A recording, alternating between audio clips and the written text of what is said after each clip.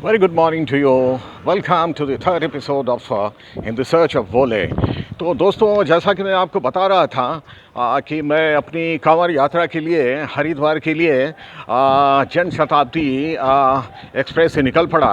और वहाँ मैं 23 जुलाई 2009 की शाम को 8 बजे वहाँ पहुँचा। और कैसे मैंने 50 रुपये खर्च करके रिटायरिंग रूम में अपने लिए कमरे का इंतज़ाम किया। एंड मुझे उन महिला का बहुत थैंक्स करना चाहिए जिनकी बदौलत मुझे वो कमरा मिल पाया। तो दोस्तों, वहाँ से मैं अपने कमरे में पहुँचा, रूम नंबर 24 जो कि फ़र्स्ट फ्लोर पे था। और वहाँ मैंने कमरा खोला और कमरे को देखा। नॉर्मल सा कमरा होता है कि जैसा आप रिटायरिंग रूम में देखते हैं, कुछ खास नहीं, मगर रात गुजारने के लिए शायद वो काफ़ी था। तो दोस्तों, मैंने कमरे का एक मुआयना किया और फिर हाथ मुंह धो के मैं कमरे में ताला लगा के बाज़ार की ओर निकल पड़ा। क्योंकि दोस्तों, मुझे अगली सुबह के लिए ऑरेंज कलर की शॉर्ट्स और टी शर्ट की तलाश थी।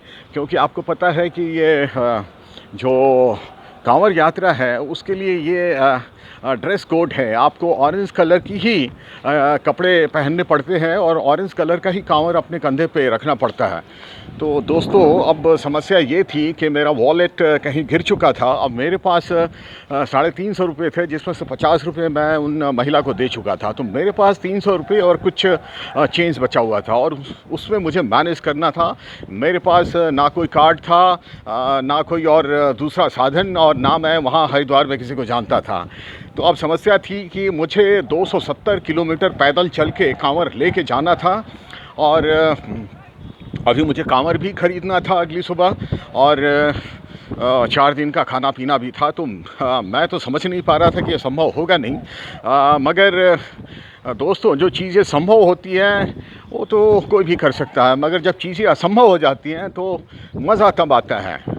ज़िंदगी का भी मज़ा तब आता है जब ज़िंदगी आपकी परीक्षा लेती है, ऐसे वो चैलेंजेस देती है। और चैलेंजेस से मैं आज तक कभी डरा नहीं। इनफैक्ट मैं खुद आगे बढ़ के चैलेंजेस लेता हूँ, क्योंकि जब चैलेंजेस आते हैं तो मेरे अंदर वो एक हीरोइक एक स्ट्रीक आ जाता है। मुझे लगता है कि मैं तो ये तो जीत के रहूँगा। तो दोस्तों, कुछ ऐसा ही था। मैंने वो चैलेंज एक्सेप्ट किया और जब मैं वहाँ रिटायरिंग रूम से निकला तो मेरी जेब में कुल 300 रुपये थे। और मुझे अपने लिए एक ऑरेंज कलर की बरमूडा और टी शर्ट लेना था, जो कि मैं अगले दिन कांवड़ लेके पहनने वाला था। तो दोस्तों, मैं हरिद्वार शहर में निकल गया। यदि आप वहाँ गए होंगे तो आपको एहसास होगा कि हरिद्वार या कुछ दूसरे जो ऐसे शहर हैं, उज्जैन है या मथुरा है, या ऋषिकेश है, या और भी बहुत सारे जो इस तरह के रिलीजियस शहर है, अमृतसर है। तो यहाँ पे इनका एक अपना एक मिजाज होता है, एक तरीका होता है। यहाँ पे उस तरह के आपको मॉल्स या मार्केटिंग कॉम्प्लेक्सेस नहीं मिलेंगे जो कि आप बड़े शहरों में या मेट्रोज़ में देखते हैं। तो हरिद्वार मैं अक्सर पहले जाता रहता था, क्योंकि वो मैं जिस कंपनी के लिए काम करता था उसमें यूपी और उत्तराखंड मेरी टेरिटरी थी। तो मैं इन इलाकों से अच्छी तरह वाकिफ़ था। लेकिन मैं पर्सनल कैपेसिटी में शायद बहुत कम गया था। तो मैं बढ़ चला। और आपको पता है, हरिद्वार एक छोटा सा शहर है, और जब वो एक रेलवे स्टेशन से जो सड़क हर की पैरी जाती है, वही एक मेन रोड है। बाकी पुराने शहर है, पुराने टाइप के बने हुए। नया शहर है जो ज्वालापुर या वहाँ बीएचईएल का जो संस्थान है उसके आसपास बना हुआ है। वरना वो सारे पुराने शहर हैं, पुराने हवेली टाइप के बने हुए हैं। होटल्स वगैरह भी वैसे ही पुराने हाई सीलिंग वाले हैं। और वहाँ पे सड़कों पे आप जाएंगे तो आपको नॉर्मल उस तरह का खाना आपको नहीं दिखेगा।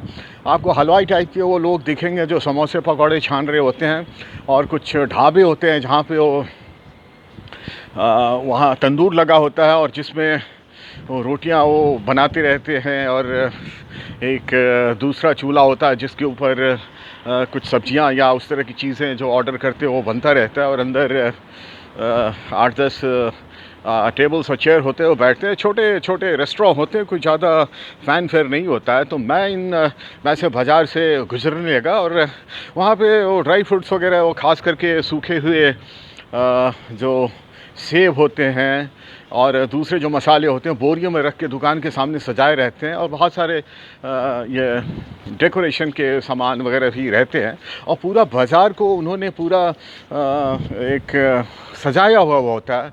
यानी मतलब आप अपने वहाँ चलते हुए यदि आकाश देखना चाहेंगे तो आपको दिखेगा नहीं, क्योंकि वो बिल्कुल छतरी जैसी, वो एक रंग बिरंगी वो कागज़ों की और वैसा वो बना के रखते हैं। बड़ा वो फेस्टिव माहौल होता है। तो ख़ास करके दिल्ली जैसी जगह से आप जाएंगे तो आपको बहुत ही अच्छा लगेगा। I mean such a welcome change to find different kind of people and all together different ambience. तो दोस्तों, मुझे बहुत अच्छा लग रहा था। और सच कहिए तो मुझे भूख भी लग रही थी, मगर मेरा ध्यान था कि भैया अभी तुम्हारे पास केवल 300 रुपये बचे हुए और अगला 4 दिन तुम्हें गुजारना है। खैर, मैं थोड़ा आगे बढ़ता रहा और तंदूर में बनते हुए वो रोटियों की खुशबू वो जब बर्दाश्त से बाहर हो गई तो मैं एक ढाबे में घुस गया और मैंने कहा कि भाई खाना खिलाओ मुझे। तो मैंने पूछा भाई तुम्हारे पास क्या है? तो बोला कि भाई यहाँ ज़्यादा कुछ नहीं होता है, सो आपको दाल फ्राई मिलेगा और ये आलू मटर की सब्ज़ी और आलू पनीर की सब्ज़ी, और मतलब उसने 3-4 सब्जियों के नाम बताए जिसमें सब में आलू कॉमन था। तो वैसे आलू मुझे नापसंद नहीं है, मगर मैं हरी सब्जियां ढूंढ रहा था। तो उसने आलू गोभी बताया। हमने कहा ठीक है, ये चलेगा। तो मैंने कहा कि भाई ऐसा है, आप मेरे लिए एक दाल फ्राई, एक आलू गोभी और 3 रोटियां दे दो। तो उसने कहा ठीक है। फिर अचानक मेरा ध्यान वहाँ पे उनका जो मेन्यू लगा होता है दीवार पे, क्योंकि ऐसी छोटी जगहों पे वो आपको मेन्यू नहीं देते। उनका मेन्यू एक ब्लैक बोर्ड की तरह दीवार पे लगा होता है और वो चॉक से वो उसके रेट्स लिखते हैं। तो मैंने देखा दोस्तों, ये 10 साल पहले की बात है। तो दाल फ्राई वो का फुल प्लेट का वो रेट वहाँ पे दिया हुआ था 40 रुपीज़, और सब्जियों के जिसमें ये आलू गोभी भी था उसका भी 50 रुपीज़ था। तो मैं हिसाब मैंने लगाना, और रोटियों के रेट दोस्तों 5 रुपए के थे। तो मैंने हिसाब लगाना शुरू किया कि मेरे पास 300 रुपये और कुछ चेंज बचे हुए हैं। और यदि मैं ये खाना खाता हूँ जिसका मैंने ऑर्डर किया, तो मुझे 50 और 40, 90 और 3 रोटियां 15, यानी 105 रुपये मेरे निकल जाएंगे और मेरे पास बच जाएगा केवल 200 रुपये के करीब। हमने कहा ये तो बहुत मुश्किल है। तो फिर मैंने वो जो बंदा, जो होटल का मालिक भी था और वो शायद वहाँ का कुक भी था, मैंने कहा भाई साहब ऐसा है, सो आप ऐसा करो, सो आप दाल तो रहने दो, आप ऐसा करो सब्जी मुझे हाफ़ दे दो, क्योंकि वहाँ पे हाफ़ सब्जी का रेट भी दिया हुआ था। वो तकरीबन मुझे 20 रुपए का पड़ता, तो मुझे सूट करता था। तो उसने मुझे बड़ी अजीबोगरीब नज़रों से देखा, फिर बोला ठीक है। और दोस्तों बहुत जल्दी ही उसने मेरा खाना सर्व कर दिया और मेरे सामने आलू गोभी की सब्ज़ी थी और उसने उसे वहाँ पे वो गरम भी किया हुआ था और उसमें से जो सुगंध निकल रही थी तो मत पूछिए। इतना मैंने शायद 5 स्टार होटल्स के भी खाने में इतना खा चुका हूँ, मुझे वो खुशबू नहीं आई। और जब मैंने उसकी तंदूर वाली रोटी के साथ वो आलू गोभी की सब्ज़ी मुंह के अंदर डाला तो ऐसा लगा जैसे कि मैं तो स्वर्ग में पहुंच गया दोस्तों। साथ में कुछ उसने प्याज और मिर्च भी दिया हुआ था। तो दोस्तों मैंने वो डिनर काफ़ी इंजॉय किया। मेरे ख्याल से बहुत ही मेमोरेबल डिनर था। और तकरीबन आधे घंटे के बाद मैं वहाँ से उठा और मैंने बिल पे किया। बिल मेरे ख्याल से 35 रुपये का था। तो मैंने 50 रुपये के नोट दिए, 15 रुपये मुझे वापस मिल गए और मैंने अपनी जेब में रखा। मेरे लिए एक एक रुपया बहुत कीमती था। और उसके बाद दोस्तों मैं आगे बढ़ गया और आगे चलता हुआ मैं हर की पैरी के पास पहुंचा। दोस्तों, मैं आपको बता नहीं सकता, उस समय रात के करीब 9:30 बज रहे थे और हर की पैरी में वहाँ पे जाके मुझे इतना आनंद आया कि मैं आपको बता नहीं सकता हूँ। वहाँ गंगा मैया को मैंने जैसे जिस रूप में देखा, शांत और शोर शराबे से बिल्कुल अलग, दूर वो टिमटिमाती हुई कुछ रोशनी मुझे दिख रहे थे, पता नहीं क्या थे, नाव के ऊपर वो शायद चल रहे थे कुछ वो उस तरह के, और कुछ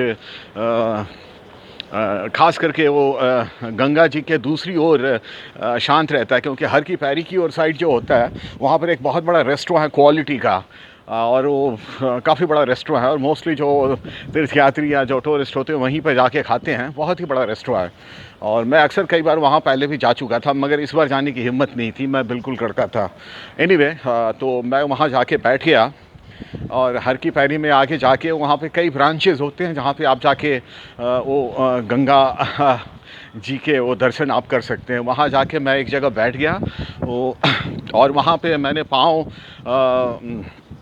नीचे वो गंगा जी के अंदर डाल दिया, और वो दोस्तों मुझे इतना मज़ा आ रहा था कि मत पूछिए। और मैंने गंगा माँ के वहाँ पे मैंने हाथ जोड़ के प्रणाम किया और मैं बोला कि माँ, मैं तुम्हारा जल लेने के लिए आया हूँ, और ये मेरी मनौती बहुत पुरानी थी और मैं अपने बड़े भाई की अस्थियाँ लेके आया हूँ, और मैं इस काम में काफ़ी मैंने देरी कर दी, और मुझे तुम माफ़ कर देना, और मैं अपनी यात्रा कल सुबह करूँगा, कल सुबह प्रारंभ करूँगा, और मुझे तुम्हारा आशीर्वाद चाहिए। मुझे लगता है गंगा मैया ने मुझे ज़रूर आशीर्वाद दिया होगा।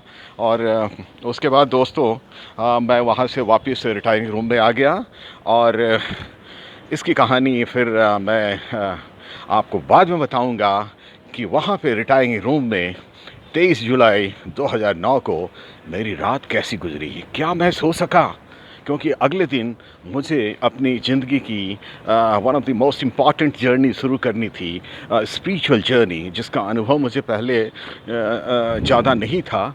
तो क्या दोस्तों, रात में मैं उस रिटायरिंग रूम में उस अजनबी माहौल में क्या मैं सो पाया, और अगले दिन क्या हुआ, ये जानने के लिए आपको अगला एपिसोड देखना पड़ेगा। तो धन्यवाद, अभी तक आपने देखा, और आप अपना ख्याल रखिए और अपने घर में सेफ सुरक्षित रहिए, अच्छा खाइए, अच्छा सोचिए, और दुनिया में प्यार बांटिए, क्योंकि यदि प्यार नहीं तो कुछ भी नहीं। Thank you.